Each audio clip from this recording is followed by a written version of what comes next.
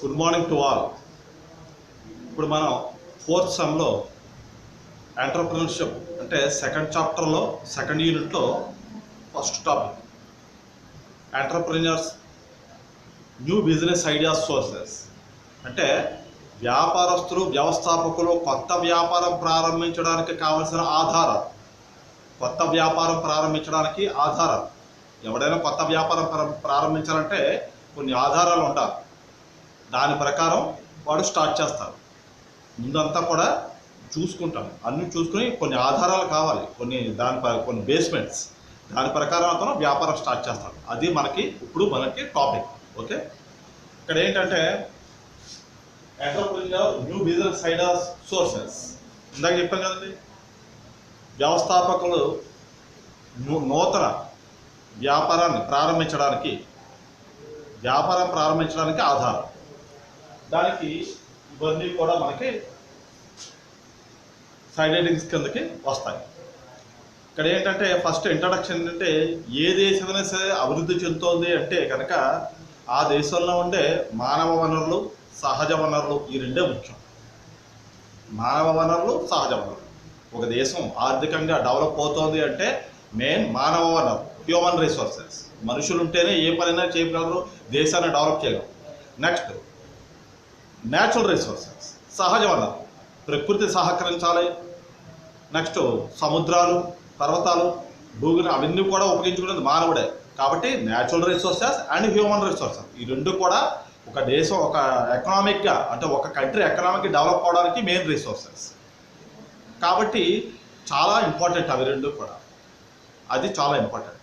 ఇప్పుడు ఏంటంటే డెఫినేషన్ ఏంటంటే చాలామంది ఎకనామిస్టులు ఏం చెప్పారంటే వ్యాపారం ప్రారంభించడానికి ఏ ఆధారాలు అయితే ముఖ్యమో దాని ప్రకారం ఒక పద్ధతి ప్రకారం బాధ్యతతో వ్యాపారం చేయడం అనేది జరుగుతుంది.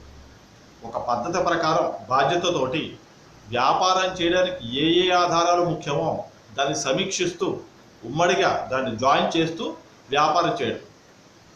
అన్నీ కూడా దగ్గర చేసుకోవాలి, అన్నీ కూడా చూసుకోవాలి. ఏ ఆధారాలు ముఖ్యమో అవన్నీ కూడా అతను టిక్ చేసుకోవాలి.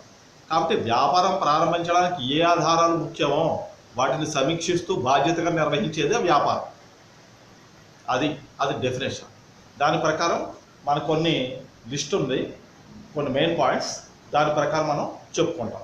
ఓకే, ఫస్ట్ది గవర్నమెంట్ పాలసీస్. వ్యాపారం ప్రారంభించడానికి ముందు ప్రభుత్వ విధానాలు చాలా ఇంపార్టెంట్. గవర్నమెంట్ పాలసీస్ అంటే ప్రభుత్వ విధానాలు. ఎవడైనా వ్యాపారం ప్రారంభిస్తాను అంటే కనుక గవర్నమెంట్ ఎంకరేజ్ చేస్తుంటే తప్ప డిస్కరేజ్ చేయదు.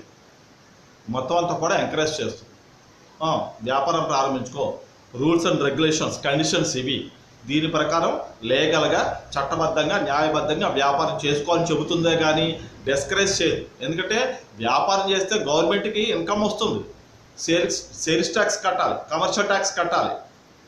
నెక్స్ట్ వ్యాపారం చేస్తున్నందుకు ట్యాక్స్ కట్టాలి. అన్ని రకాలుగాను దేశానికి ఆదాయం వస్తుందే తప్ప నష్టపోదు. కాబట్టి ఎవడైనా వ్యాపారం చేస్తాను అంటే కనుక అంటే న్యూ బిగిన్, కొత్తగా ప్రారంభిస్తాను, కొత్త ఫరం స్టార్ట్ చేస్తాను అంటే కనుక గవర్నమెంట్ ఎవరికైనా పర్మిషన్ ఇస్తుంది. 1-2 రోజులు లేట్ అవుతుంది తప్ప పర్మిషన్ ఇవ్వకుండా ఉండదు. ఎందుకు? గవర్నమెంట్కే ఇన్కమ్ వస్తుంది.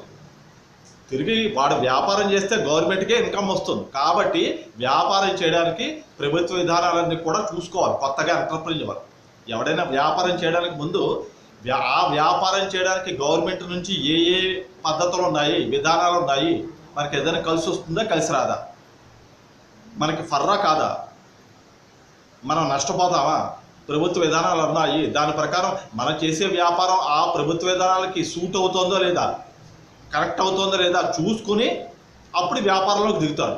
కాబట్టి చేసే ప్రతి వ్యాపారం కూడా ప్రభుత్వ విధానానికి అనుగుణంగానే ఉండాలి. గవర్నమెంట్ కొన్ని పాలసీస్ పెడుతుంది. ఆ పాలసీస్కి లోబడి ఒబే అయ్యుండి ఎవడైనా ఒకసారి కొత్త వ్యాపారం స్టార్ట్ చేయాలి. కొత్త వ్యాపారం స్టార్ట్ చేయడానికి కంప్లీట్ ప్రభుత్వం ఎంకరేజ్ చేస్తుంది కానీ డిస్కరేజ్ చేయదు. ఇంకా పర్మిషన్ అంటారా, పర్మిషన్ 1-2 రోజులు ఆలస్యం అవుతుంది. ఇప్పుడు మన అప్లికేషన్ పెట్టిన వెంటనే పర్మిషన్ ఇచ్చేది, అది కూడా చూసుకుంటుంది. కాబట్టి పర్మిషన్ ఇవ్వడం, లైసెన్స్ ఇవ్వడం 1-2 రోజులు, 3 రోజులు ఆలస్యం అవుతుంది తప్ప ఇస్తుంది, డిస్కరేజ్ చేయదు, ఎంకరేజ్ చేస్తుంది. కాబట్టి కొత్తగా వ్యాపారం ప్రారంభించే ఏ వ్యాపారస్తుడైనా సరే కంప్లీట్ ఆ ప్రభుత్వ విధానానికి అనుగుణంగానే వ్యాపారం స్టార్ట్ చేయాలి. నెక్స్ట్, ప్రభుత్వం కూడా వ్యాపారం చేస్తున్నాడు కాబట్టి వాడికి తగ్గట్టు వాడి వ్యాపారం ఎంత ఉందో దానికి తగ్గట్టు ట్యాక్స్ విధిస్తుంది. పైగా ప్రభుత్వానికి ఇన్కమ్ వస్తుంది కాబట్టి డిస్కరేజ్ చేయదు, పైగా ఎంకరేజ్ చేస్తుంది. కాబట్టి ప్రభుత్వ విధానాలను బట్టి ఎవడైనా సరే, ఏ వ్యవస్థాపకుడైనా సరే,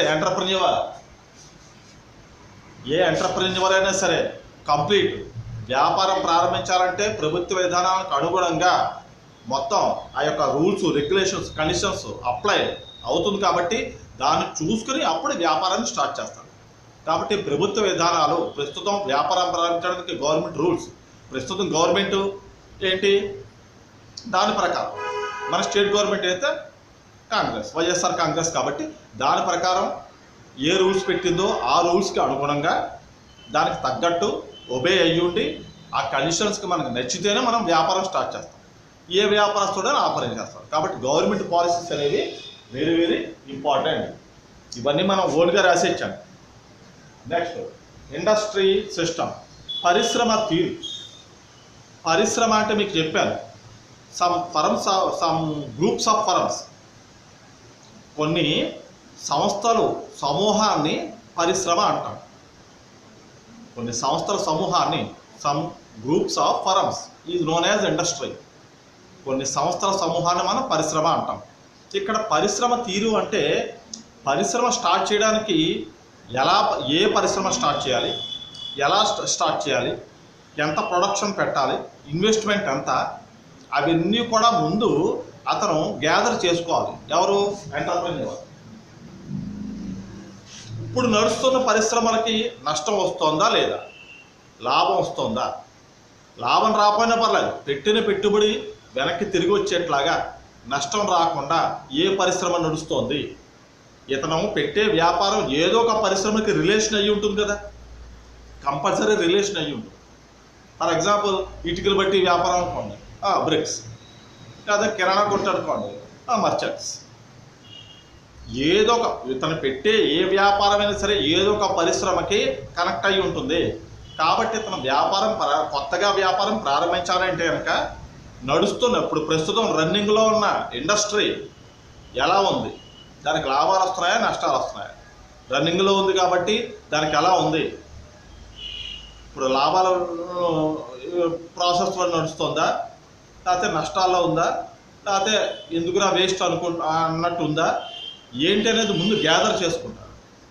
కాబట్టి ఆ పరిశ్రమలో ఏ ప్రోడక్ట్ తయారు చేయాలి, ఇండస్ట్రీలో which type, A type goods తయారు చేయాలి, వస్తువులు ఎలా ఉత్పత్తి చేయాలి, హౌ టు మేక్, ఎలా ఉత్పత్తి చేయాలి, అవన్నీ కూడా చూసుకుంటారు. కాబట్టి పరిశ్రమ పనితీరు ఎలా ఉంది, ప్రస్తుతం నష్టాల్లో ఉంటే కనుక ఇతను చేసే వ్యాపారం మార్చుకుంటాడు, వేరే వ్యాపారానికి వెళ్తాడు. లేదు, ఇతను పెట్టే వ్యాపారం ఆ పరిశ్రమకి తగ్గట్టు ఉందనుకోండి, ఆ పరిశ్రమ లాభాల్లో ఉంది కాబట్టి దానికి తగ్గట్టు ఇతను వ్యాపారం స్టార్ట్ చేసాడు, ఇతనికి లాభాలు వస్తాయి. కాబట్టి రన్నింగ్లో ఉన్న ఇండస్ట్రీస్ అన్నీ కూడా ఎలా ఉన్నాయి, ప్రస్తుతం ఏ వేలో వెళ్తున్నాయి, లాభాలు మార్గంలో వెళ్తున్నాయా, నష్టాల్లో వెళ్తున్నాయా? ఎవడైనా ఏం కోరుకుంటాడు? నష్టాన్ని కోరుకోడు, లాభమే కోరుకుంటాడు. లాభం రాకపోయినా పర్లేదు, నష్టం రాకుండానే చూసుకుంటాడు. కాబట్టి పెట్టే పరిశ్రమ ఏదో ఒక ఇండస్ట్రీకి కంపల్సరీగా కనెక్ట్ అయి ఉంటుంది. కాబట్టి అవి ఎలా నడుస్తాయి, ముందు పెట్టేయడం కాదు, డబ్బు ఉంది కదా అని వ్యాపారం పెట్టేయడం కాదు. పెట్టే పరిశ్రమ, పెట్టే వ్యాపారం దేనికి కనెక్ట్ అయి ఉంది, ఏ ఇండస్ట్రీకి కనెక్ట్ అయి ఉంది. కాబట్టి రన్నింగ్లో ఉన్న ఇండస్ట్రీ ఏ పాయింట్లో ఉంది, అసలు దాని స్టేటస్ ఏమిటి, ప్రెజెంట్ స్టేటస్ ఏమిటి, ఎలా ఉంది, ప్రాఫిట్ మోటోలో ఉందా లేకపోతే లాస్ మోటోలో ఉందా, అవన్నీ కూడా గ్యాదర్ చేసుకోవాలి. గ్యాదర్ చేసుకున్నాక ఆ యొక్క ఎంటర్ప్రెన్యూర్ ఏం చేస్తాడంటే కొత్తగా వ్యాపారం స్టార్ట్ చేయడం అనేది జరుగుతుంది. కాబట్టి కొత్తగా వ్యాపారం స్టార్ట్ చేయడానికి మెయిన్ సోర్స్ ఏమిటి, ఇక్కడ సోర్సెస్ అంటే ఆధారాలు. నెక్స్ట్, ఇండస్ట్రీ సిస్టమ్, పరిశ్రమ పనితీరు, చాలా చాలా వెరీ వెరీ ఇంపార్టెంట్. ఇంకా మూడోది ఎక్స్పోర్ట్స్, ఇంపోర్ట్స్. ఎక్స్పోర్ట్స్ ఎగుమతులు, ఇంపోర్ట్స్ దిగుమతులు. కొత్తగా వ్యాపారం చేయాలంటే మొత్తం ఏ వ్యాపారం స్టార్ట్ చేద్దాం అనుకున్నాడో ఆ వ్యాపారం ఎక్స్పోర్ట్స్ ఎలా ఉంది, ఇంపోర్ట్స్ ఎలా ఉంది. నెక్స్ట్ ముందు ఎక్స్పోర్ట్ చేయాలంటే ముందు ఇంపోర్ట్ చేసుకోవాలి. రా మెటీరియల్స్, టూల్స్, టెక్నాలజీ ఇవన్నీ కూడా ఇంపోర్ట్ చేసుకోవాలి. ముందు టెక్నాలజీ, సాంకేతిక పరిజ్ఞానం అంటే కంప్యూటర్స్ ఇవన్నీ కూడా ఎక్విప్మెంట్స్ ఇవన్నీ కూడా. నెక్స్ట్ టూల్స్, యంత్రాలు, పనిముట్లు అవన్నీ కూడా. నెక్స్ట్ రా మెటీరియల్స్, ముడి పదార్థాలు ఇవన్నీ కూడా ముందు ఇంపోర్ట్ చేసుకోవాలి. ఏ ప్రాంతం నుంచి చౌకగా మనకి లభిస్తాయి చూసుకోవాలి. ఎక్కడెక్కడి నుంచి మనకి చీప్గా లభిస్తాయో, అసలు ఎక్కడ ఏ ప్రాంతంలో నుంచి మనకు లభిస్తాయో, ఏ ప్రాంతంలో ఇవి లభిస్తున్నాయో అవన్నీ కూడా చూసుకోవాలి. మెయిన్ చూసుకున్నాక ఇంపోర్ట్ చేసుకోవాలి.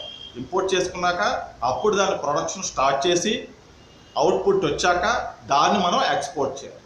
కాబట్టి ఇతర వ్యాపారం ప్రారంభించడానికి ముందు ఇతరులాగే వ్యాపారం చేసేవాళ్ళు ఎక్కడి నుంచి ఇంపోర్ట్ చేసుకుంటున్నారు, ఎక్కడికి ఎక్స్పోర్ట్ చేస్తున్నారు, ఇంపోర్టు ఎక్స్పోర్ట్ మధ్య లాస్ వస్తుందా ప్రాఫిట్ వస్తుందా మొత్తం బేరీజ్ చేసుకోవాలి. బ్యాలెన్స్ ఏ ప్రాంతం నుంచి ఇంపోర్ట్ చేసుకుంటారు అంటే కొత్తగా వ్యాపారం ప్రారంభించేవాడికి కొన్ని విషయాలు తెలియవు. తన సీనియర్సు, తన ఎల్డర్స్, తనకంటే పెద్దవాళ్ళు ఎలా చేస్తున్నారు, ఇతను చేసే వ్యాపారం ఇంతకంటే ముందు చేసేవాళ్ళు ఉంటారు కదా, వాళ్ళు ఎలా చేస్తారు, వాళ్ళు రా మెటీరియల్స్, టెక్నాలజీ, యంత్రాలు, మొత్తం ఎక్విప్మెంట్స్ ఎక్కడి నుంచి ఇంపోర్ట్ చేసుకుంటున్నారు, దింపించుకుంటున్నారు, అవుట్పుట్ వచ్చిన అవుట్పుట్ ఎక్కడికి ఎక్స్పోర్ట్ చేస్తారు, ఈ అవుట్పుట్కి అదే ఎక్స్పోర్ట్కి ఇంపోర్ట్కి ఎలా ఉంది, లాభం వస్తుందా నష్టం వస్తుందా ఇవన్నీ కూడా చూసుకోవాలి. వ్యాపారం ప్రారంభించే ముందు మొత్తం అంతా కూడా సర్వే చేసుకోవాలి. ఆ ఆధారాలు అది ఎక్స్పోర్టు ఎక్కడెక్కడికి పంపిస్తారు, ఇంపోర్టు చౌకగా చీప్గా రా మెటీరియల్స్ ఎక్కడి నుంచి మనకి అవైలబుల్గా ఉన్నాయి, టెక్నాలజీ ఎక్కడి నుంచి మనకి చౌకగా లభిస్తుంది అవన్నీ కూడా చూసుకున్నాక అప్పుడు ప్రొడక్షన్ స్టార్ట్ చేసి అవుట్పుట్ వచ్చాక దాన్ని ఎక్స్పోర్ట్ చేయడం అనేది జరుగుతుంది. కాబట్టి ఎక్స్పోర్ట్ ఇంపోర్ట్ విషయంలో ఇంకొక విషయం, వేస్టేజ్ ఎక్కువ ఉంది. ఆ వేస్టేజ్ని మనం తీసేయాలి. నష్టపోతాం, కొంత లాస్ వస్తుంది, వేస్టేజ్లో కొంత లాస్ వస్తుంది, మరి తప్పదు. దాన్ని మళ్ళీ గూడ్స్ మీద వేసేయకూడదు, మళ్ళీ రేట్ తేడా వస్తుంది. ఇప్పుడు నష్టపరిహారాన్ని వస్తువుల మీద వేసేయకూడదు, రేటు పెంచకూడదు. పక్క వ్యాపారస్తుడు ఎలా అమ్ముతున్నాడో వీడు కూడా చచ్చినట్టు అలాగే అమ్మాలి, వీడికి ఇష్టం ఉన్నా లేకపోయినా. ఎందుకంటే సేమ్ బిజినెస్ వాడు చేస్తూ ఉంటాడు, పైగా వీడికంటా సీనియర్, వీడికంటా పెద్దవాడు, వాడు రేటుకి అమ్ముతుంటే వీడికి నష్టం వచ్చింది కదా అని ఎక్కువ రేటుకి అమ్మితే వీడి దగ్గర ఎవరు రారు. కాబట్టి వాడు ఏ రేటుకి అమ్ముతున్నాడో వాడికి మొత్తం ఎంటర్ప్రెన్యూర్స్ అంతా ఏ రేటుకి అయితే సేల్ అవుతుందో ఆ రేటుకే వీడు కూడా అమ్మాలి. కాబట్టి ఎక్స్పోర్ట్ ఇంపోర్ట్ విషయంలో కొంత వేస్టేజ్ అనేది ఉంటుంది. ఆ వేస్టేజ్ని మనం గూడ్స్ మీద ఫోకస్ చేయకూడదు, అమ్మే వస్తువుల మీద ఆ ధరని మనం ఉపయోగించుకోవడం అది వేరే పాయింట్. కాబట్టి ఎక్స్పోర్ట్ ఇంపోర్ట్స్ విషయంలో వేస్టేజ్ వస్తుంది కాబట్టి దాన్ని పక్కన పెట్టాలి. దీంట్లో లాస్ వస్తుందో లాభం వస్తుందో చూసుకోవాలి. ఇతనికి తెలియకపోతే తన సీనియర్స్ని, తన ఎల్డర్స్ని, తనకంటే పెద్దవాళ్ళు ఇంతకుముందు ఇలాంటి వ్యాపారం చేసిన పెద్దవాళ్ళని కనుక్కుని అప్పుడు ఎక్కడి నుంచి చౌకగా వస్తుందో దాన్ని అక్కడ ఆ ప్రాంతం నుంచి ఇతను ఇంపోర్ట్ చేసుకోవడం అనేది జరుగుతుంది. ఓకే, కాబట్టి very very important exports import విషయం. నెక్స్ట్ ఎకనామిక్ ఫర్మ్స్, ఆర్థిక సంస్థలు. ఏదైనా వ్యాపారం స్టార్ట్ చేయాలంటే కొంత పెట్టుబడి కావాలి. ఆ పెట్టుబడి ఇతని దగ్గర ఉంటుంది, ఉండబోతుంది. బ్యాంకు లోన్ తీసుకుంటాడు, లేకపోతే సొంతంగా పెట్టుబడి ఉంటే కొంత సొమ్ము ఉంటే దాంతో వ్యాపారం చేస్తారు. అది కాకుండా గవర్నమెంటు కొత్తగా వ్యాపారం స్టార్ట్ చేయడానికి కొన్ని లోన్స్ ఇస్తుంది, కొన్ని ఫర్మ్స్ని స్టార్ట్ చేసి దాని ద్వారా లోన్ ఇస్తుంది. అంటే ఇండైరెక్ట్గా, డైరెక్ట్గా ఎంటర్ప్రెన్యూర్స్కి ఇచ్చేది. కొన్ని కార్పొరేషన్స్, కొన్ని సంస్థలు, ఫర్మ్స్ పెట్టి దాని ద్వారా ఆ యొక్క న్యూ ఎంటర్ప్రెన్యూర్స్కి ఎంకరేజ్మెంట్ కోసం కొంత లోన్స్ ఇస్తుంది, అమౌంట్ ఎకనామిక్గా. అప్పుడు వాళ్ళు వ్యాపారం స్టార్ట్ చేయడానికి అదొక సోర్స్ అవుతుంది. వ్యాపారం చేయడానికి అదొక సోర్స్. ఏంటి? డైరెక్ట్గా ఇచ్చేది గవర్నమెంట్ ఫర్మ్స్కి ఇస్తే కార్పొరేషన్స్కి, ఆ కార్పొరేషన్స్ ద్వారా త్రూ కార్పొరేషన్ ఎంటర్ప్రెన్యూర్ ఏం చేస్తాడు, లోన్ అప్లై చేస్తాడు. ఆ లోను అప్పుడు ఆ కార్పొరేషన్ అతనికి అమౌంట్ ఇస్తుంది, దాని ద్వారా న్యూ బిజినెస్ స్టార్ట్ చేయడం జరుగుతుంది. అది ప్రాసెస్. కాబట్టి ఇక్కడ మనకి ఏంటంటే ఎకనామిక్ ఫర్మ్స్ ఆర్థిక సంస్థలు కొన్ని ఉంటాయి వ్యాపారం చేయడానికి. దాని ద్వారా ఒకవేళ అమౌంట్ తక్కువైతే ఇన్వెస్ట్మెంట్ పెట్టుకోవడానికి సరిపోకపోతే వాళ్ళకి అప్లై చేసుకున్నప్పుడు సెక్యూరిటీని చూసి అప్పుడు గవర్నమెంట్ కొంత అమౌంట్ ఇవ్వడం అనేది జరుగుతుంది. సెక్యూరిటీని చూస్తుంది. వెనకాల సెక్యూరిటీ లేకుండా గవర్నమెంట్ ఏది ఇచ్చేది ఎవడెవడో గవర్నమెంట్ ఎవడెవడో. ఒక 10 లక్షలు కావాలంటే వెనకాల ఏముంది, ఏం పెట్టి తీరుతావు అని ఎవడైనా అడుగుతాడు. కాబట్టి సెక్యూరిటీ పర్పస్ మీద అడిగిన అమౌంట్ కరెక్టా కాదా అని చూసుకుని అప్పుడు ఏం చేస్తాడంటే కంప్లీట్ ఆ కార్పొరేషన్స్ ద్వారా గవర్నమెంట్ ఆ యొక్క ఎంటర్ప్రెన్యూర్కి అమౌంట్ ఇస్తుంది. అవి ఏమిటో చూద్దాం. ఫస్ట్ది అంటే కొన్ని రకాలు చదువు, అందులో ఇంపార్టెంట్ ఎస్ఎఫ్సి. ఎస్ఎఫ్సి ఏంటంటే state financial corporations. State financial corporations రాష్ట్ర విత్త సంస్థ. స్టేట్ ఫైనాన్షియల్ కార్పొరేషన్స్ రాష్ట్ర విత్త సంస్థలు. విత్తం అంటే ఏమిటి, డబ్బు. దానికి అప్లై చేసుకున్నాను అనుకోండి, దాని ద్వారా అమౌంట్ ఆ కొత్త న్యూ ఎంటర్ప్రెన్యూర్స్కి వస్తుంది. వాడు నెలకి ఇంత ఇంత కట్టియాలి. బిజినెస్ స్టార్ట్ చేస్తాడు, లాభాలు వస్తాయి, నష్టాలు రాకుండా చూసుకుంటాడు, వచ్చిన లాభంలో అమౌంట్ లోన్కి కట్టేస్తూ ఉన్నాడు. అదో. రెండోది ఎస్ఐడిసి. ఎస్ఐడిసి అంటే ఏమిటి, state industrial development corporation. State industrial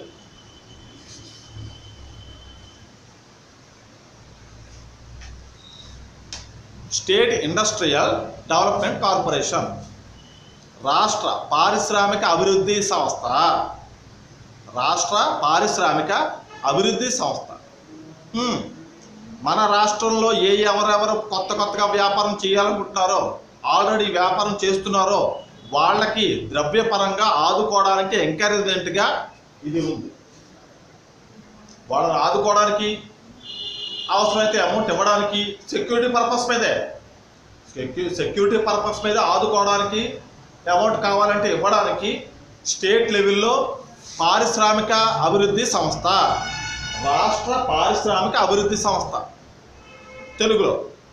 కానీ మనం తెలుగులో రాయకూడదు, ఇంగ్లీష్లోనే రాయాలి. తెలుగులో వాళ్ళు ఇంగ్లీష్లో రాయాలి కంపల్సరీగా. ఇంగ్లీష్ మీడియం వాళ్ళు కంపల్సరీ ఇంగ్లీష్లో రాస్తారు. కానీ తెలుగు మీడియం వాళ్ళు రాష్ట్ర పారిశ్రామిక అభివృద్ధి సంస్థ అంటే దానికి అండర్లైన్ చేశారని కంపల్సరీ అది బ్రాకెట్లో పెట్టాలి, కానీ ఇంగ్లీష్లోనే రాయాలి. మార్క్స్ ఎక్కువ పడతాయి. State industrial financial development corporation. State industrial development corporation రాష్ట్ర పారిశ్రామిక అభివృద్ధి సంస్థ. దీని ద్వారా కూడా కొత్తగా వ్యాపారం చేస్తున్న వాళ్ళకి, ఆల్రెడీ ఆ పరిశ్రమ నడుపుతున్న కొత్త ఎంటర్ప్రెన్యూర్స్కి కూడా డబ్బు సహాయం, అడిగినంత మేరకు డబ్బు సహాయం చేయడానికి, ఎంకరేజ్మెంట్ ఇవ్వడానికి ఇది ఉంది. ఇంకా మూడోది ఐఎఫ్సి, ఇండస్ట్రియల్ ఫైనాన్షియల్ కార్పొరేషన్. పారిశ్రామిక విత్త సంస్థ. ఇండస్ట్రియల్ ఫైనాన్షియల్ కార్పొరేషన్ ఇది కూడా అంతే. చిన్న అంటే స్మాల్, మీడియం, మైక్రో ఎంటర్ప్రెన్యూర్స్ కొంతమంది ఉంటారు. Small, micro and medium entrepreneurs అంటే చిన్న తరహా వ్యాపారులు, మధ్య తరహా వ్యాపారులు, సన్నకారు చిన్నకారు వ్యాపారం. అంటే స్మాల్ అంటే బాగా చిన్న, మైక్రో సూక్ష్మ వ్యాపారం, కొంచెం చిన్నకారు సన్నకారు. నెక్స్ట్ మీడియం మధ్య తరహా వ్యాపారం. వీళ్ళందరికీ కూడా ఇండస్ట్రియల్ ఫైనాన్షియల్ కార్పొరేషన్స్, వీళ్ళందరికీ కూడా పెద్దవాళ్ళు కాదు కాబట్టి చిన్న అమౌంటే, ఒక 10 లక్షలు 5 లక్షల లోపు వ్యాపారస్తులు కాబట్టి వీళ్ళంతా కూడా లో ఇన్వెస్ట్మెంట్ కాబట్టి వీళ్ళందరికీ కూడా ఇది ఇస్తుంది. ఈ మూడు కూడా ఆర్థిక సంస్థలు ఎవరికి, ఆల్రెడీ పరిశ్రమలు స్టార్ట్ చేసి వ్యాపారం చేస్తున్న వాళ్ళకి, కొత్తగా వ్యాపారం చేయబోయే న్యూ ఎంటర్ప్రెన్యూర్స్కి, ఏదైనా ఎకనామిక్గా ఫైనాన్షియల్గా హెల్ప్ కావస్తే సహాయం చేస్తూ, డెవలప్ చేస్తూ వాళ్ళకి ఎంకరేజ్మెంట్ ఇస్తూ. కాబట్టి ఇప్పుడు చెప్పుకున్న ఆర్థిక సంస్థల ద్వారా, ఇతర ఫైనాన్షియల్ ఇన్స్టిట్యూషన్స్ ఏదైనప్పటికీ కూడా వాటి ద్వారా కూడా కొత్తగా వ్యాపారం ప్రారంభించే వాళ్ళకి ఎకనామిక్గా వెనకాల సోర్స్ ఇస్తుంది. ఓకే, చాలా వెరీ ఇంపార్టెంట్. కాబట్టి అబ్రివేషన్స్ మీరు వెరీ గుర్తుపెట్టుకోవాలి. ఎస్ఎఫ్సి వెంటనే గుర్తుకొచ్చేయాలి. State financial corporation, SIDC state industrial development corporation, IFC IFC, industrial financial corporation. అది మన తెలుగులో కూడా రాయాలి, తెలుగు మీడియం వాళ్ళు. కాబట్టి ఆ మూడు కూడా ఇంకా చాలా ఉన్నాయి. మెయిన్ ఆ మూడు కూడా కొత్తగా వ్యాపారం ప్రారంభించే వాళ్ళకి సోర్స్గా ఉంటూ, వెనకాల బేస్మెంట్గా ఉంటూ, అడిగిన ఇన్వెస్ట్మెంట్ని పెట్టుబడిగా ఇచ్చి, సెక్యూరిటీ పర్పస్ మీద ఇచ్చి, అప్పుడు వ్యాపారం ప్రారంభించడానికి ఎంకరేజ్మెంట్గా ముందుకు తోస్తుంది. రీసోర్సెస్ అవైలబిలిటీ, వనరులు లభించడం. ఉన్న వనరులు అంటే ఎకనామిక్ రీసోర్సెస్తో పాటు ఉన్న వనరులన్నీ కూడా తన యొక్క వ్యాపారానికి అనుకూలంగా మలుచుకోవాలి, మౌల్డ్ చేసుకోవాలి. ఫర్ ఎగ్జాంపుల్ రోడ్ లేదు, కావాలంటే ఇతనే వేసుకోవాలి రోడ్డు, తప్పదు మరి. Next one place to goes another place వెళ్ళాలంటే సరైన మార్గం లేదు, అన్ని గతుకుల మార్గాలు. వ్యాపారం సాగాలంటే మార్గాలు వేసుకోవాలి. లేదా ఎక్కడ ఏ ప్రాంతంలో అయితే అన్ని మనకి సోర్సెస్ బాగున్నాయో అక్కడ ఇతర వ్యాపారం స్టార్ట్ చేయాలి. తన ఊళ్ళో పెట్టుకోవాలంటే సరైన సోర్సెస్ లేవనుకో, ఎక్కడైతే అవైలబిలిటీగా అన్నీ కూడా అవైలబిలిటీగా ఉన్నాయో అక్కడ స్టార్ట్ చేయాలి. కాబట్టి ఎక్కడైతే సోర్సెస్ ఉంటాయో మొత్తం రీసోర్సెస్ అవైలబిలిటీ, అక్కడ మనం వ్యాపారం స్టార్ట్ చేయడానికి ఎవడైనా సరే అన్ని సౌకర్యాలు ఉన్న చోటే వ్యాపారం స్టార్ట్ చేస్తాడు. మళ్ళీ ఇంకో చోటకి వెళ్ళక్కర్లేక. Main first of all one place to goes another place export చేయడానికి మెయిన్ రోడ్ ట్రాన్స్పోర్టేషన్ ఉండి తీరాలి. రోడ్ బాగుంటేనే ఇతను వెళ్ళగలడు. లేకపోతే డమ్ డక్ ఇలాగా ఆడుతూ ఎక్కడ వ్యాపారం చేయగలడు? ఒక గూడ్స్ వ్యాన్ రావాలన్నా, ఇతను వెళ్ళాలన్నా రోడ్డు బాగుండాలి మెయిన్. కాబట్టి సోర్సెస్ అన్నీ కూడా కంప్లీట్ ఇతనికి అనుకూలంగా ఉన్నప్పుడే కొత్త వ్యాపారం స్టార్ట్ చేయడానికి బాగుంటుంది. అప్పుడే ఆ వ్యాపారం డెవలప్ అవుతుంది. కాబట్టి లేదా అన్నీ బాగున్న చోట ఇతను వ్యాపారం స్టార్ట్ చేయాలి. ఇతను ఊళ్ళో ఉంటే, ఇతను సొంత ఊళ్ళో నేటివ్ ప్లేస్లో ఉంటే పర్లేదు. లేదా ఇవన్నీ కూడా ఎక్కడైతే మనకి అవైలబిలిటీగా ఉన్నాయో ఆ ప్రాంతానికి వెళ్ళి అతను వ్యాపారం చేయాలి. లేదా ఇంకొకటి, ఇతనే రోడ్డు వేసుకోవాలి, ఇతనే కల్పించుకోవాలి, క్రియేట్ చేసుకోవాలి.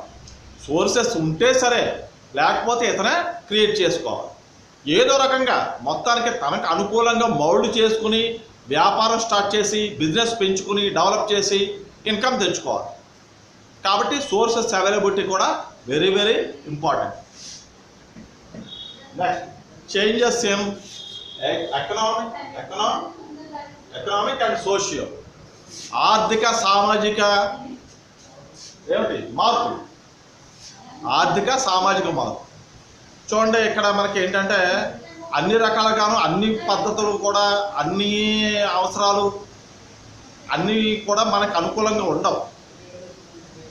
ఇప్పుడు అన్ని పరిస్థితులు కూడా వ్యాపారస్తుడికి అనుకూలంగా ఉండవు. ఏదో రకంగా ఏదో ఇబ్బంది పెడుతూనే ఉంటుంది.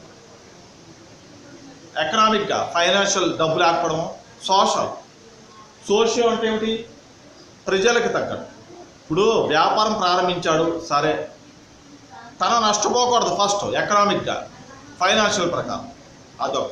నెక్స్ట్ ప్రజలు దేన్ని కోరుకుంటున్నారు, వాళ్ళకి కావాల్సిన ఐటమ్స్ ఏమిటి, వాళ్ళు ఏ గూడ్స్ని ఎక్కువగా కొంటున్నారు, సేల్స్ ఏ గూడ్స్కి ఎక్కువగా ఉన్నాయి, అవి మేము బాగా చూసుకోవాలి. కస్టమర్స్ని అట్రాక్ట్ చేయడం కోసం కొత్త కొత్త వస్తువులను తయారు చేసి కొత్త డిజైన్, షేపు, ఆకారం, సైజు, రేటు కూడా కొంచెం ఫ్రీక్వెన్సీగా ఉండాలి. కొంచెం అందరికీ తగ్గట్టు అందరూ కొనేటట్టు కొంచెం అనుకూలంగా ఉండాలి. కండిషన్స్ అప్లైడే, నష్టపోకూడదు. కానీ తనకి కస్టమర్స్ కొనుక్కునేటట్టు రీజనబుల్ ఛార్జెస్గా ఉండాలి. రీజనబుల్ రేట్స్, రీజనబుల్ ఛార్జెస్ ఉండాలి. కాబట్టి ఏ వస్తువుని ఎక్కువగా కొంటారు. ఇక నెక్స్ట్ అతను కొత్తగా వ్యాపారం స్టార్ట్ చేయడం ఆకర్షించాలంటే అతను goods shape, size, next rate ఇవన్నీ కూడా అనుకూలంగా ఉండాలి. కొత్త డిజైన్స్ తోటి, కొత్త ఐటమ్స్ తోటి ప్రజలను ఆకర్షించి స్కీమ్స్ పెట్టి కస్టమర్స్ని అట్రాక్ట్ చేసి వ్యాపారాన్ని పెంచుకోవాలి. అది కూడా చాలా చాలా ఇంపార్టెంట్. వ్యాపారం చేసేయడమే కాదు, మీకు చాలాసార్లు చెప్పాను, వ్యాపారానికి ముఖ్య దేవుడు కస్టమర్, ఇంకా నో డౌట్ ఎట్ ఆల్. వ్యాపారానికి ముఖ్యమైన కస్టమరు, ముఖ్యమైన దేవుడు కస్టమరే. కస్టమర్ వచ్చి 2 రకాల వస్తువులు కొంటేనే ఆ యొక్క ఎంటర్‌ప్రెన్యూర్‌కి లాభం వస్తుంది. ఎవ్వరూ కొనకపోతే ఫ్యాన్ తిరగాలి, లైట్ ఎరగాలి, అందులో పనిచేసే వర్కర్స్కి శాలరీస్ ఇచ్చుకోవాలి, వీడికి లాస్. 4 కస్టమర్స్ లోపలికి వచ్చి కొంటేనే వీడి సేల్స్ పెరుగుతాయి, స్టాక్ రూమ్ ఖాళీ అవుతుంది. కాకపోతే స్టాక్ రూమ్ నిండా స్టాక్ ఉండిపోతుంది, ఎవరో రారు, ఏం జరుగుతుంది? లాస్. కాబట్టి కస్టమర్స్ని ఆకర్షించడానికి కొత్త కొత్త డిజైన్స్ తోటి, కొత్త కొత్త సైజు, షేపు, ఆ వెయిట్ అవన్నీ కూడా మార్చి ఆకర్షించే, అట్రాక్టివ్, ఇంప్రెస్ చేసేటట్టు ఉంచి రీజనబుల్ ఛార్జెస్ పెట్టి, రేట్లు పెట్టి, అప్పుడు కొత్త కొత్త స్కీమ్స్ పెట్టి మార్కెట్లోకి రిలీజ్ చేయాలి. కస్టమర్స్ అట్రాక్ట్ అవుతారు. కాబట్టి చేంజెస్ ఇన్ ఎకనామిక్, సోషల్, ఆర్థిక సామాజిక బాధ్యతలు కూడా చాలా చాలా ఇంపార్టెంట్. ఎందుకంటే ప్రజలు ప్రస్తుతం నవేడేస్ ప్రజలు దేన్ని కోరుకుంటున్నారో దాన్ని ప్రొడక్షన్ చేసి పబ్లిక్కి వదలాలి. అప్పుడు కస్టమర్స్ అట్రాక్ట్ అవుతారు. అంతేగాని చేసేస్తున్నాం జరుగుతుందంటే జరుగుతుంది కాదు. ఇతనికి లాభం వచ్చే ఆ పాయింట్ ఆఫ్ వ్యూలో ఇతను వ్యాపారం చేయాలి. లాభం రావాలి కదా, నష్టం రాకూడదు. కరెక్టే, రూపాయో పాపాయో లాభం రావాలంటే అట్రాక్ట్ చేయాలి కస్టమర్స్ని. సో కస్టమర్స్ వస్తేనే కదా 4 డబ్బులు వస్తాయి. కాబట్టి ఆ డిజైన్లో మీకు ఇంతకుముందు చెప్పాను, technology plus labour is equal to వ్యాపారస్తుడు. టెక్నాలజీని ఉపయోగించుకుంటూ, లేబర్ చేత పని చేయించుకుంటూ బాధ్యతగా వ్యాపారం చేసేవాడే ఎంటర్‌ప్రెన్యూర్. అందులో ఇంకా నో డౌట్. కాబట్టి technology plus labour is equal to entrepreneur, వ్యాపారం. కాబట్టి కొత్త కొత్త కస్టమర్స్ రావాలి అంటే కొత్త కొత్త డిజైన్స్ తోటి, కొత్త కొత్త షేపు, సైజు, వెయిట్, రేటు అన్నీ కూడా న్యూగా ఉండాలి, ఎప్పటికప్పుడు అప్డేట్గా ఉండాలి. కాబట్టి మెయిన్ ఎకనామిక్ కన్నా సోషల్ చేంజెస్ ఎప్పటికప్పుడు మారిపోతూ ఉంటాయి. మీకు చెప్పాను, ఎకనామిక్ అండ్ సోషల్ చేంజెస్, సామాజిక మార్పులు జరుగుతూ ఉంటాయి, కొత్తవే మారుతూ ఉంటాయి. ఎప్పటికప్పుడు కస్టమర్ కొత్తదనాన్ని కోరుకుంటాడు. చవకగా రావాలి, కొత్తదిగా ఉండాలి, లాభం రావాలి అనుకుంటాడు. ఎవరికది వాడు అలాగే అనుకుంటాడు. కానీ మారుతున్న కాలాన్ని బట్టి కూడా కొత్త కొత్త డిజైన్స్ తోటి వస్తువులు తయారు చేసి మార్కెట్లోకి రిలీజ్ చేయాలి. అప్పుడు కస్టమర్ అట్రాక్ట్ అవుతారు. ఒకసారి కస్టమర్ షాపులకు రావడం మొదలైందో వాడు దీనికి వదలడు, వాడు ఇంకా వదలడు. అలానే అది రూల్ ఏం లేదు, ఎక్కడ చౌకగా ఉంటే అక్కడ దొరుకుతాడు. మనకంటే తెలివైన వాళ్ళ కస్టమర్స్, వ్యాపారస్తుడి కన్నా ఇన్ని రెట్లు తెలివైన వాళ్ళు. ఎక్కడ చౌకగా వస్తే అక్కడ దొరుకుతారు. కానీ ఒకసారి తన మైండ్లో కనుక రీజనబుల్గా ఉంది, క్వాలిటీ బాగుంది, కొత్త డిజైను, రీజనబుల్ ఛార్జెస్ అని మైండ్లో ఫిక్స్ అయితే మాత్రం ఆ యొక్క షాప్ని, ఆ యొక్క బిజినెస్ని వదలడు, ఆ సూపర్ మార్కెట్కి వెళ్ళి కొంటాడు. కాబట్టి సోషల్ చేంజెస్ చాలా చాలా ఇంపార్టెంట్. కాబట్టి ఎకనామిక్ కన్నా సోషల్ చేంజెస్ చాలా మారుతున్న కాలాన్ని బట్టి టెక్నాలజీని ఉపయోగించుకుంటూ, లేబర్ చేత పనిచేయించుకుంటూ బాధ్యతగా వ్యాపారం చేయడమే ఎంటర్‌ప్రెన్యూర్. ఓకే, నెక్స్ట్ టెక్నాలజీ చెప్పారు కదండి. ఇప్పుడే మారుతున్న కాలాన్ని బట్టి కూడా ప్రొడక్షన్ స్పీడప్ ఇవ్వడం, బాగా తొందరగా స్పీడప్ అవ్వడానికి కొత్త టెక్నాలజీ మనం దింపించుకోవాలి. పాత రకం యంత్రాలు, పురాతన యంత్రాలు కాకుండా అప్డేట్గా ఉండే టెక్నాలజీ ఎక్విప్మెంట్ దింపించుకొని షార్ట్ టైంలో ఎక్కువ ప్రొడక్షన్ రావాలి, తక్కువ టైంలో ఎక్కువ ప్రొడక్షన్ వచ్చే ఎక్విప్మెంట్ని దింపించుకుని ఎక్స్పోర్ట్స్ చేసే విధంగా ఆర్డర్స్ తెప్పించుకొని షార్ట్ టైంలో ప్రొడక్షన్ పెంచి ఎక్స్పోర్ట్స్ చేస్తూ ఉండాలి. ఇంపోర్ట్ దింపించుకుంటాం, ఆర్డర్స్ పెంచుకోవాలి. ఆర్డర్స్ పెంచుకొని ఎక్స్పోర్ట్స్ చేయడానికి ఎంతైతే ప్రొడక్షన్ కావాలో అంతా కూడా షార్ట్ టైంలో ఎక్కువ ప్రొడక్షన్ అయ్యే ఎక్విప్మెంట్స్ని మనం తెప్పించుకోవాలి. టెక్నాలజీ దాని ప్రకారం ప్రొడక్షన్ పెరుగుతుంది, ఎక్స్పోర్ట్స్ పెరుగుతాయి, లాభాలు వస్తాయి. Very very important. టెక్నాలజీ పెరుగుతుంది, రోజు రోజుకి పెరిగిపోతాం. లాస్ట్ ఇయర్ ఉన్న టెక్నాలజీ ఇప్పుడు లేదు. ఎందుకంటే అతి స్పీడ్గా పెరిగేది టెక్నాలజీయే, సాంకేతిక పరిజ్ఞానం, తెలుగు మీడియం. కాబట్టి సాంకేతిక పరిజ్ఞానం ఎప్పటికప్పుడు మారిపోతుంది. కాబట్టి మారుతున్న కాలాలను బట్టి కూడా కొత్త కొత్త అప్డేట్స్, ఎక్విప్మెంట్స్ మనం దింపించుకోవాలి. తక్కువ టైంలో ఎక్కువ ప్రొడక్షన్ జరగాలి, ఆర్డర్స్ ప్రకారం ఎక్స్పోర్ట్ చేయాలి.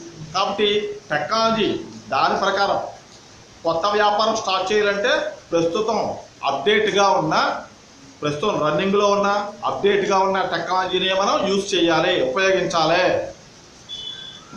నెక్స్ట్ కన్జ్యూమర్స్ అవసరాలు. ఇందాక మనం చెప్పుకున్నది, కస్టమర్స్ కొత్త ధనాన్ని కోరుకుంటాడు, అందులో డౌట్ లేదు. వాళ్ళకు అవసరమైన వస్తువులు తయారు చేస్తున్న బాధ్యత ఎంటర్ప్రెన్యూర్. మరి వీడు తయారు చేస్తేనే వాడు కొనుక్కుంటారు. వాళ్ళకి ఏం కావాలో వీడు తయారు చేస్తారు. కస్టమర్స్కి ఏం కావాలో ఎంటర్ప్రెన్యూర్ ప్రొడక్షన్ చేయాలి, తయారు చేయాలి. కాబట్టి కస్టమర్స్ కొత్త ధనాన్ని కోరుకుంటాడు, వీడు కూడా కొత్త ధనాన్ని కోరుకుంటూ కొత్త కొత్త డిజైన్స్ తోటి, షేప్, దాని యొక్క సైజు అవన్నీ కూడా మార్చుకుంటూ అట్రాక్ట్ చేసే విధంగా వస్తువులను తయారు చేసి కస్టమర్స్కి అమ్మాలి.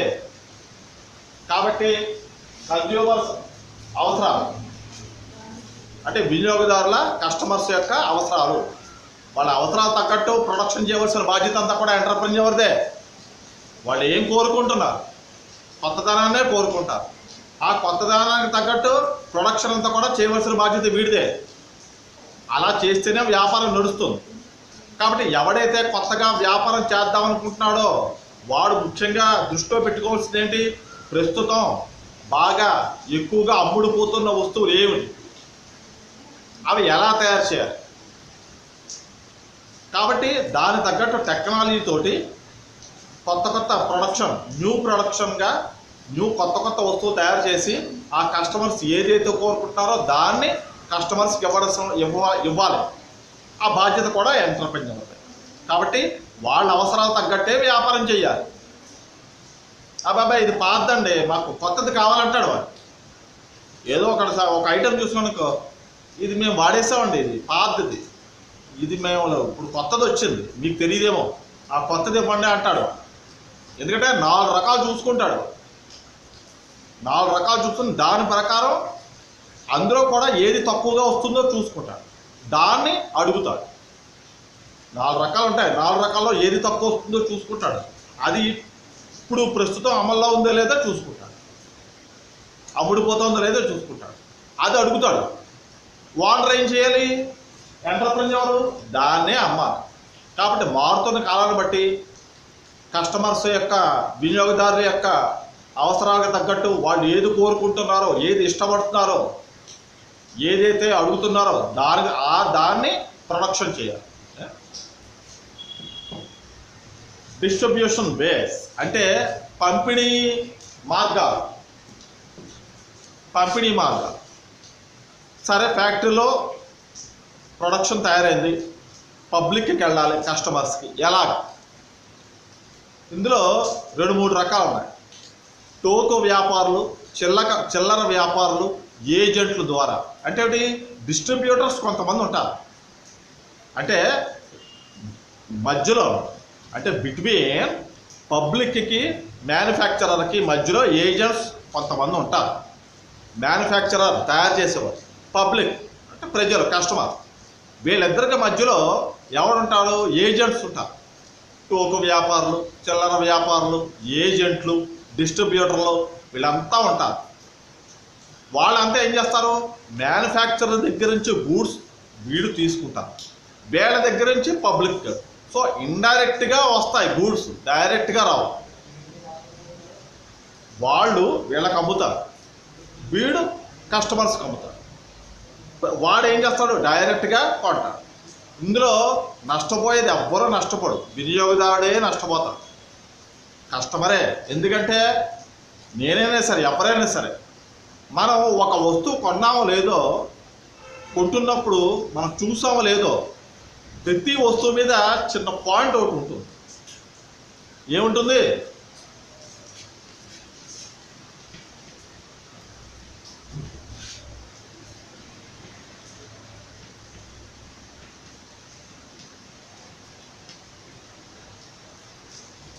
అని ఉంటుంది. ఇంక్లూడింగ్ ఆఫ్ ఆల్ ట్యాక్సెస్, అన్ని రకాల పన్నులతో సహా మనమే పే చేస్తాం, మనమే నష్టపోతాం. అమ్మేవాడు నష్టపోడు, మ్యానుఫ్యాక్చరర్ నష్టపోడు. వీడు ఎలాగా కట్టాలి సేల్స్ ట్యాక్స్, వాడు కమర్షియల్ ట్యాక్స్ కడతాడు. అది ఎలాగా? మన ద్వారానే, మనం కొన్న ద్వారానే. కాబట్టి మనం ఒక 5 స్టార్ చాక్లెట్ కొన్నాం అనుకోండి, లేకపోతే పేరులోలి కొన్నాం అనుకోండి, ఏదో ఒకటి, ఏ ఐటెం కొన్నా సరే మీరు గమనించరు చాలామంది, దాని మీద ఏముంటుంది? చిన్న చిన్న అక్షరాలతో ఉంటుంది, బ్రాకెట్లో ఏముంటుంది? ఇంక్లూడింగ్ ఆఫ్ ఆల్ ట్యాక్సెస్, అన్ని రకాల పన్నులతో సహా వినియోగదారుడే పన్నుని చెల్లించేస్తున్నాడు. కాబట్టి నష్టపోయేది కస్టమరే. వీడు అమ్మేవాడు అంటే డిస్ట్రిబ్యూటర్స్, టోక వ్యాపారులు, చల్లన వ్యాపారులు, ఏజెంట్లు, డిస్ట్రిబ్యూటర్స్ వాడు నష్టపోరు. మ్యానుఫ్యాక్చర్ వాడు నష్టపోడు.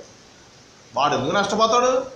వ్యాపారం ఇది, అమ్ముతాడు, లాభం తీసుకుంటాడు, వచ్చిన దాంట్లోంచే కొంత భాగం గవర్నమెంట్కి కట్టేస్తాడు. ఇప్పుడు 3 రూపాయల వస్తువు 5 రూపాయలకి అమ్ముతాడు, వీడు రూపాయి తీసుకుంటాడు, ఆ వచ్చిన దాంట్లో రూపాయి వెళ్ళిపోతుంది, వీడు జేబులో డబ్బులు ఏది పోవు. కాబట్టి డిస్ట్రిబ్యూషన్ బేస్, మ్యానుఫ్యాక్చర్కి పబ్లిక్కి మధ్యన కొంతమంది ఉంటారు, వాళ్ళ ద్వారానే ఎంటైర్ గూడ్స్ అన్నీ కూడా పబ్లిక్కి సప్లై చేయబడతాయి. మెయిన్ వీళ్ళని చాలా జాగ్రత్తగా చూసుకోవాలి. కాబట్టి మ్యానుఫ్యాక్చర్ ఏం చేస్తాడు? వీళ్ళని బాగా నమ్ముతాడు, పబ్లిక్ని నమ్మడు, వీళ్ళనే నమ్ముతాడు. ఎందుకంటే వీళ్ళ ద్వారా వెళ్ళాలి కాబట్టి. ఎంటైర్ గూడ్స్ అన్నీ కూడా డిస్ట్రిబ్యూటర్స్ ద్వారానే బయటికి వెళ్తాయి కాబట్టి వీళ్ళనే నమ్ముతాడు. పబ్లిక్ కొంటారో కొండపోతారో అది వేరే విషయం, ముందు వీళ్ళ ద్వారా వెళ్ళాలి కదా. సో వీళ్ళని ఎక్కువగా ఇంట్రెస్ట్ పే చేస్తాడు, వీళ్ళ మీద వీళ్ళని ఎక్కువగా కేర్ తీసుకుంటాడు. నేను పబ్లిక్కి వెళ్ళేది అంతా కూడా ప్రజలకి చేరవేసేది, రీచ్ అయ్యేది అంతా కూడా వీళ్ళ ద్వారానే. కాబట్టి డిస్ట్రిబ్యూషన్ బేస్ చాలా చాలా ఇంపార్టెంట్. ఇంకొక 2 ఉన్నాయి.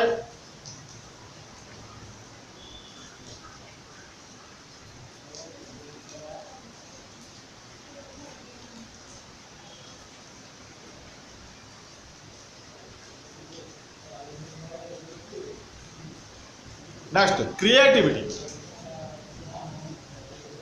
అది టెక్నాలజీ మీద ఆధారపడుతుంది. క్రియేటివిటీ అనేది టెక్నాలజీ మీద ఆధారపడి ఉంటుంది. మన యొక్క డిజైన్, మన బుర్ర మీద, మన కొత్త కొత్త ఆలోచనలు, ప్రజలు ఏం కోరుకుంటున్నారు, ఏం అడుగుతున్నారు, దానికి తగ్గట్టు కొత్త కొత్త ఆలోచనతోటి చెప్పాం కదా. Every entrepreneur is a innovator. ప్రతి ఎంటర్ప్రెన్యూర్ కూడా నవకల్పన చేసేవాడే. Every entrepreneur is a innovator. అతనికి క్రియేటివిటీ మైండ్ ఉంటుంది. అడిగే ప్రతి ఐటము కూడా కొత్తదనాన్నే కోరుకుంటాడు కస్టమర్. దానికి తగ్గట్టు కొత్త కొత్త క్రియేటివిటీ మైండ్ తోటి, కొత్త కొత్త డిజైన్ తోటి, కొత్త కొత్త ఐటమ్స్ అన్నీ కూడా తయారు చేయాల్సిన బాధ్యత అంతా కూడా ఎంటర్ప్రెన్యూర్దే. అలాంటి వాడే వ్యాపారంలోకి వస్తాడు. అవుట్డేటెడ్, పాత రకం, నా చిన్నప్పటిదే కాదు. కాబట్టి క్రియేటివిటీని, సృజనాత్మకత ఇన్ తెలుగు. క్రియేటివిటీ అంటే ఏమిటి? సృజనాత్మకత. కొత్త కొత్త పద్ధతులతో, కొత్త కొత్త ఆలోచన విధానాలతో టెక్నాలజీని ఉపయోగించుకుంటూ కస్టమర్స్ అడిగే వస్తువుల్ని సప్లై చేస్తాడు. ఎవరు?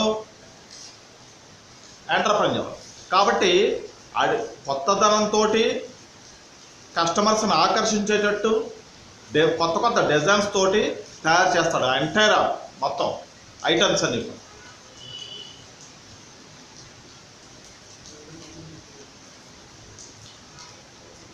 Next marketing. కొత్తగా వ్యాపారం స్టార్ట్ చేసేవాడు ముందు మార్కెట్ని అబ్జర్వ్ చేయాలి. మనం పల్లెటూళ్ళలో చూస్తాం కదా, సంత అంటాం. అంటే పర్ వీక్ ఒక్కసారి పెడతారు, వన్స్ పర్ వీక్ వన్స్ ఒకసారి. ఒక్కొక్క పెద్ద పెద్ద ఊళ్ళలో అయితే ఆదివారం పెడతారు, చిన్న చిన్న ఊళ్ళలో అయితే మంగళవారం అలా పెడుతూ ఉంటారు సంత. కొత్తగా వ్యాపారం స్టార్ట్ చేసేవాడు ముందు ఆ మార్కెట్ని, ఆ సంతని వాడు ఏం చేస్తాడంటే అబ్జర్వ్ చేయాలి. ఫస్ట్ వీడు ఏ వ్యాపారం చేద్దాం అనుకుంటున్నాడో ఆ వ్యాపారం తాలూకు గూడ్స్ అన్నీ కూడా అబ్జర్వ్ చేయాలి. మొత్తం మనం చెబుతూ ఉంటాం, సంతలకు వెళ్ళి సరుకులు తీసుకురావాలి అంటే ఒకటి చవకగా ఇతర మిగిలిన వాటికన్నా సంతలో చవకగా దొరుకుతాయి అని, ఆ మార్కెట్లో ఎక్కువగా చీప్గా లభిస్తాయి అని. కాబట్టి ఆ మార్కెట్లో ఆ సంతలో ఎంటర్ప్రెన్యూర్ ఏం చేస్తాడు, ఐటమ్స్ ఎక్కడ తక్కువగా లభిస్తున్నాయి ముందు సర్వే రౌండప్ చేస్తాడు. ఇక్కడ వాళ్ళు ఇక్కడి నుంచి తెప్పించుకుంటున్నారు చవకగా, మనకి ఎక్కడ చవకగా దొరుకుతుంది, ఇక్కడి నుంచి మనం పట్టుకెళ్ళి మనం ప్రొడక్షన్ చేసి అప్పుడు కస్టమర్స్కి అమ్మాలి. కాబట్టి సంత నుంచి మార్కెట్ నుంచి ఇతర మొత్తం ఎంటైర్ ఇన్ఫర్మేషన్ గ్యాదర్ చేస్తాను. గ్యాదర్ చేసి ఇక్కడి నుంచి మనకు లభిస్తుంది ఒక ఐడియా వచ్చేస్తుంది. కాబట్టి మార్కెటింగ్ అన్నది కూడా చాలా చాలా ఇంపార్టెంట్.